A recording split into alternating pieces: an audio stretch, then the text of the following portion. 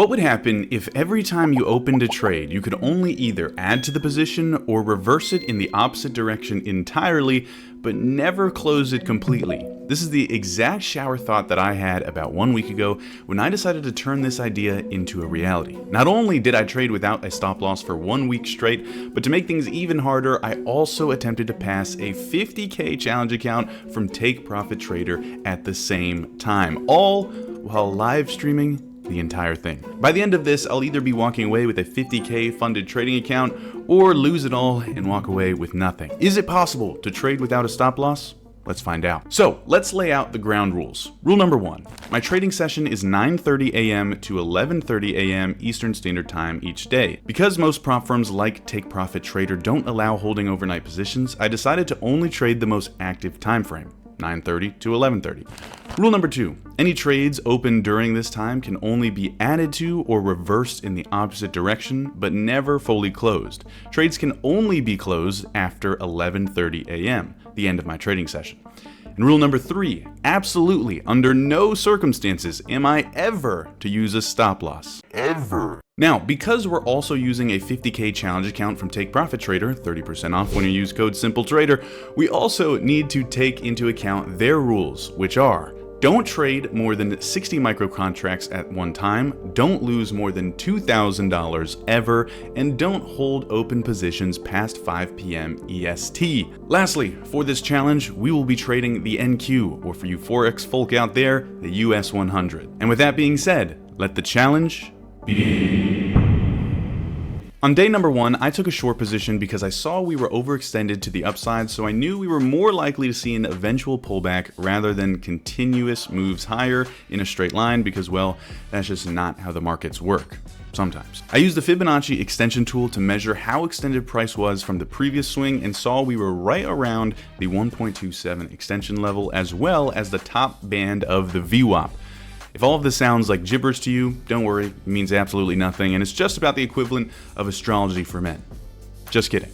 I'll be explaining more on this later. As you can see, the trade pretty much went immediately in my favor. Was I really this good? Am I a market genius? I thought to myself. The market then decided to humble me and come right back up to my entry point not once, but 2 times just to make sure I knew who was in charge. 2 near heart attacks later, price finally rolled over and reached my target, which was a simple level of demand along with the VWAP. Now comes the fun part. Because the rules state that I can't just close my position, I must reverse it, I now had to account for the fact that I have to be confident this area would hold. Otherwise, I may immediately enter a losing trade and give back all of my gains. My palms were sweating like I had eaten mom's spaghetti, but I finally decided to pull the trigger and reverse the trade. I was now in a buy position that I really only took because I wanted to book my profits. Luckily for me, this trade just did nothing for like an hour, and I was able to close out for a break even at the end of my session. Day 1 was officially complete with a profit of $461.38. Okay, so that was a pretty good day, but what's the strategy? Let's break it down. Because I only add to positions or reverse my trades, I wanted to trade in a way that would benefit the most from being able to average in a position. So I figured it would probably be best to trade trend reversals, specifically when price was clearly overextended. If I knew price was overextended, then even if price continues to move against my position, I can just average in a better price with high confidence that a pullback is due. So what are the tools I use to see if the market is ripe for a pullback? The first thing is going to be the VWAP indicator, or volume weighted average price. This just shows the average price of the trading session with volume taken into account. The more volume traded at a price, the more heavily weighted that price is when calculating the average. In simple terms, this line represents equilibrium. So how does this help us gauge the trend? Well, that's when the band 2 setting on TradingView comes into play. Checking this box means that the VWAP will plot 2 standard deviation lines below and above the average price. Without getting into a long mathematical explanation, these lines just represent extreme points where price is likely overextended. Combine this knowledge with price action and you can get a pretty good idea of when price may be turning around. If you want a more in-depth explanation on VWAP and price action, make sure to check out the rest of my channel where I break down these concepts in a lot more detail.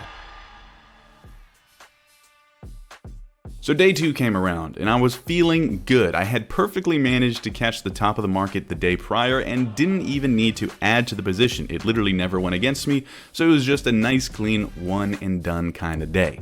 But this confidence would definitely come back to bite me. Riding off the coattails of yesterday and eager to show off my new perfect strategy, I pretty much just blindly entered after a huge move higher, way above the upper VWAP band.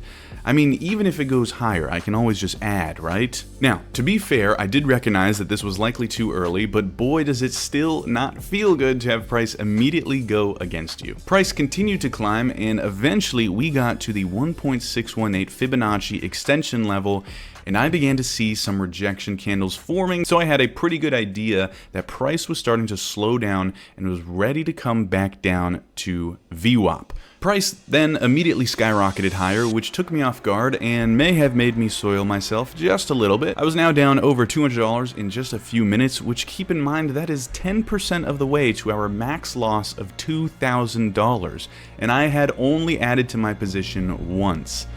Needless to say, this could have gotten ugly fast. Luckily, price did finally decide to slow down and slowly grinded downwards. After what felt like forever, the Nasdaq finally had enough and shot downward in a near straight path down towards that VWAP. Finally, we reached our target, and it was time to make that fateful decision.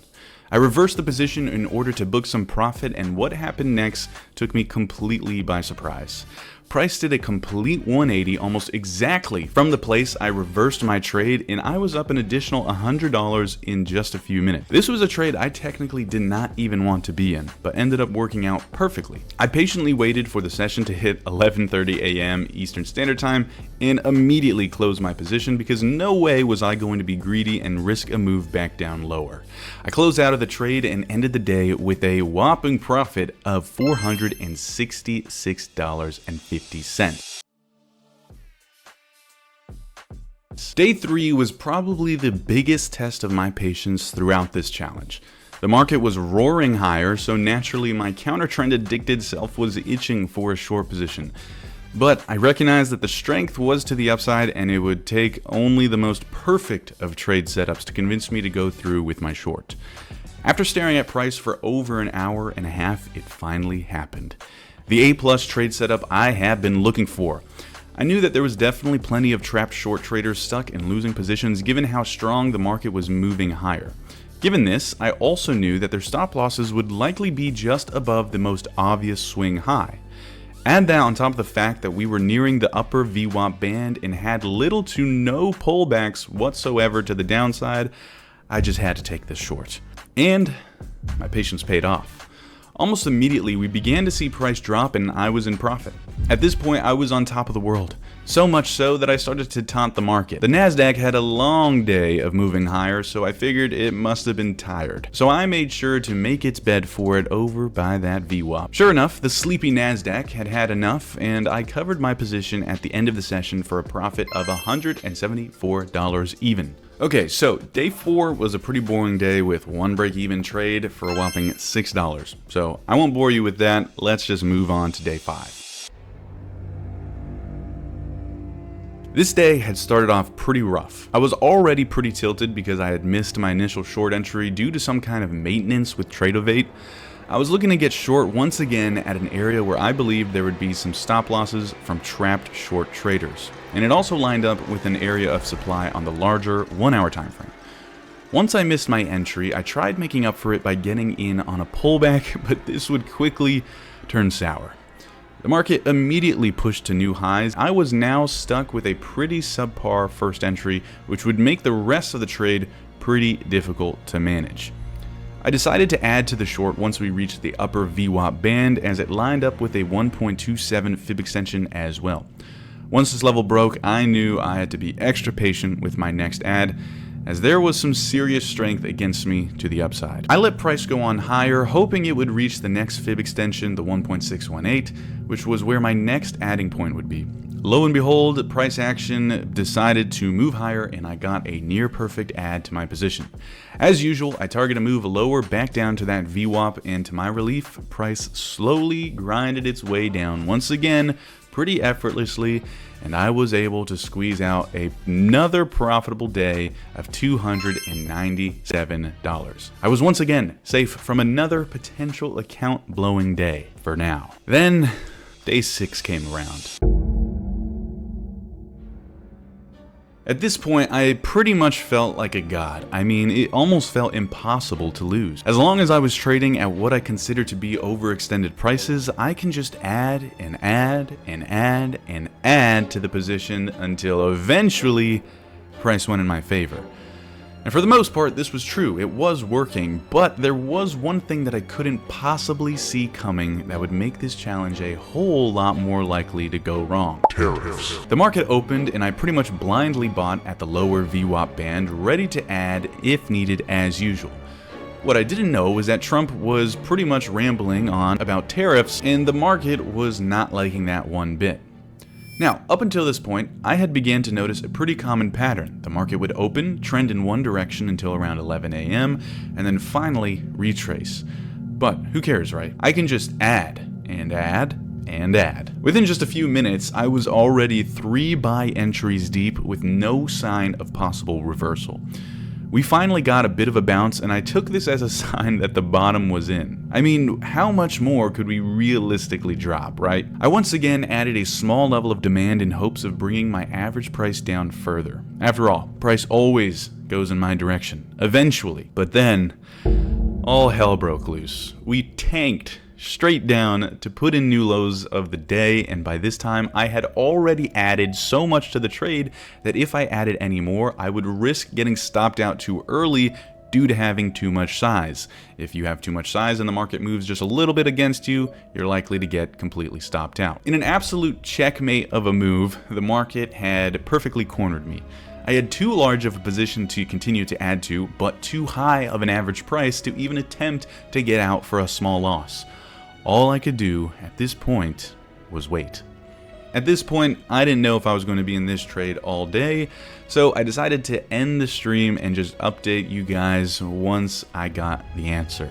And well, that miracle never came. In an absolute bloodbath of a day, the market dumped over 3% with almost no bounce at all, eventually hitting my max loss on the Take Profit Trader account, and therefore blowing the account. Okay, so obviously trading like this isn't a good idea and will almost always lead to blowing up an account. But what I didn't expect when starting this challenge were all of the other lessons I learned along the way. So the first lesson that I learned is that you don't really want to be going against what VWAP is telling you. There's a few scenarios where you can, and I'm going to explain, but for the most part, if we're below VWAP, especially in the morning and throughout the Asian and London session, you just want to trade the direction that the VWAP is telling you. So if you're below VWAP, you pretty much want to stick to short trades, and if you're above VWAP, you pretty much want to stick to long trades. Oftentimes, I would find myself trying to buy just because we're a little overextended to the downside, and I expect a reversion back to that VWAP, but that never comes, right? So that leads to a lot of unnecessary losses. The only time that I would consider going against the trend of what VWAP is telling you is when we are later in the day. So that means the morning when the market first opens around 9:30 a.m., that's about the best time to start trading with the strength of the trend. But as we get later in the day, for example, 12 p.m., right, the afternoon, this is when we've usually already made our massive move either up or down if it's a really trendy day. And usually by the afternoon around 12, 12:30, sometimes even 11:30, that is when you will actually get a reversal because you have had the entire day to get overextended, and by the afternoon we start to see some relief. So the rule of thumb is trade the trend in general in the mornings, and if you have to look for counter trend trades, doing so in the afternoons may actually be a better opportunity rather than trying to predict what's going to happen towards the beginning of the day, because usually we don't know what direction we're going to move in until it's already happened. The next lesson that I learned is that the VWAP bands, specifically the band 2s that I showed you earlier in the video, should mostly be used as targets for your trade. So if you are shorting, you want to use those VWAP lower bands as targets, and if you are buying, you want to use those upper bands as targets if you are following the trend. If you are counter trend trading, again, you probably want to wait until the afternoon to look for any type of reversal, and also be buying or selling when you're outside of these bands, because that means that you are at an extreme level, right? You're 2 standard deviations away from the average price. So mathematically speaking, you're at an extreme point. So using these as targets when you're following the trend and as entry criteria when you're going against the trend is another crucial lesson that I learned. So all in all, did I fail the challenge? Yes. But did I learn a ton while doing it? Also yes. Am I going to continue doing challenges just like this one on my live stream? In fact, I might be live right now as you're watching this video. The answer is yes, so make sure to like, comment, and subscribe. Feel free to check out Take Profit Trader and use code SIMPLETRADER for 30% off. And if you're trading crypto or Forex and you don't live in the United States, fundyourfx.com, use code CT for 10% off. And as always, join the Discord. Links to everything in the description down below. Thank you guys so much for watching, and I'll see you in the next one.